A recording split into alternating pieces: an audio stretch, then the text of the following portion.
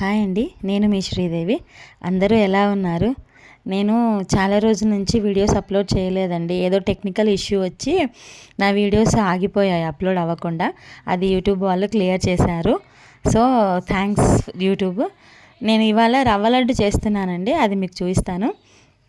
రవ్వ లడ్డుకి కావాల్సిన ఇంగ్రీడియంట్స్: బొంబాయి రవ్వ, చక్కెర, ఇలాచి, నెయ్యి, పాలు.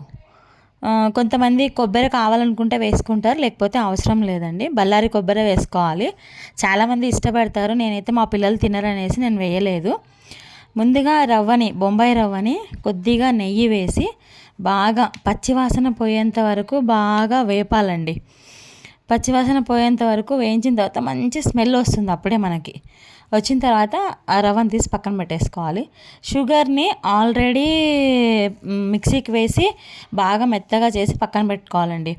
2 గ్లాసుల రవ్వకి 2 గ్లాసుల చక్కెర తీసుకోవాలండి. కొంచెం స్వీట్ ఎక్కువ కావాలనుకున్న వాళ్ళు ఇంకొక ½ గ్లాస్ తీసుకోవచ్చు. ఎందుకంటే రవ్వలో షుగర్ తక్కువనే కనిపిస్తుంది.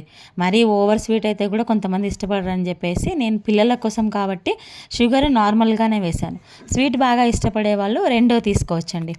రవ్వని బాగా వేయించిన తర్వాత ఒక బౌల్లో తీసుకొని రవ్వ వేడిగా ఉన్నప్పుడే పాలు ఇలా చిలకరించి పెట్టుకోవాలండి. అది రవ్వ మనం ఒకసారి వేయించినా, 2 సార్లు వేయించినా, 3 సార్లు వేయించినా, కొద్దిగా క్వాంటిటీతో వేయించుతాం కదండి. వేయించినప్పుడంతా బౌల్లో తీసుకొని ఇట్లా పాలు వేస్తూ ఉండాలి. ఎందుకంటే వేడిగా ఉన్నప్పుడు పాలు వేసినామంటే గిన కొద్దిగా బంకలాగా వచ్చి షుగర్ వేసినప్పుడు అది మనకి బాగా పట్టుకుంటుంది అనమాట.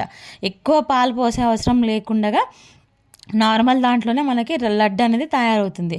సో వేడిగా ఉన్నప్పుడు పాలు వేసేసేయాలి.